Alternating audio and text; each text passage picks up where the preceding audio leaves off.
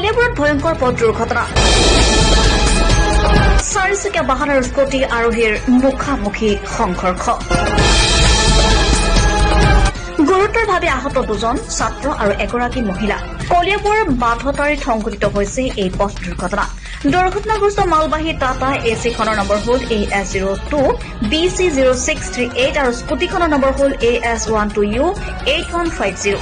মালবাহী টাটা এচিখনৰ চালকজন দুৰ্ঘটনাস্থলীৰ পৰা পলায়ন কৰে বুলি জানিব পৰা গৈছে কলিয়াবৰৰ পৰা অনুপ বৰাৰ ৰিপৰ্ট আসাম লাইভ 7 আপুনি আপোনাৰ সন্তানৰ নাম ভৰ্তি কৰিলেনে অপেক্ষা কিহৰ সনজ্জল গৌৰৱময়ী ইতিহাসেৰে কঠোৰ সাধনাৰ অবিচলিত পথেৰে দশকজুৰি মানৱ সম্পদ গঢ়াৰ শুভ্ৰ ধ্বজা বহনকাৰী ঐতিহ্যমণ্ডিত আমগুৰি মহাবিদ্যালয় আপোনাৰ সন্তানৰ বাবে হ'ব পাৰে উন্নত শিক্ষা প্ৰদানেৰে উজ্জ্বল ভৱিষ্যত উপহাৰ দিয়া এখন পলসুৱা উপত্যকা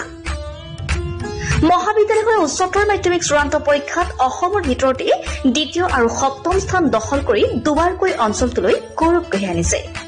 1967 চনতে প্ৰতিষ্ঠা লাভ কৰা মহাবিদ্যালয়খনে পঢ়া-শুনাৰ ক্ষেত্ৰত কিছু পৰিমাণে দুৰ্বল ছাত্ৰ-ছাত্ৰীৰ বাবে বিশেষ শ্ৰেণীৰ ব্যৱস্থা তথা বৃত্তিমুখী পাঠ্যক্ৰমৰ অন্তৰ্ভুক্তি মহাবিদ্যালয়খনৰ ইতিবাচক দিশ নাকৰ দ্বাৰা এ গ্ৰেড লাভ কৰা আমগুৰি মহাবিদ্যালয়ত আপোনাৰ সন্তানটিক নামভৰ্তি কৰাই আপুনি সফলতাৰ অংশীদাৰ হোৱাৰ সুযোগ লাভ কৰিব পাৰে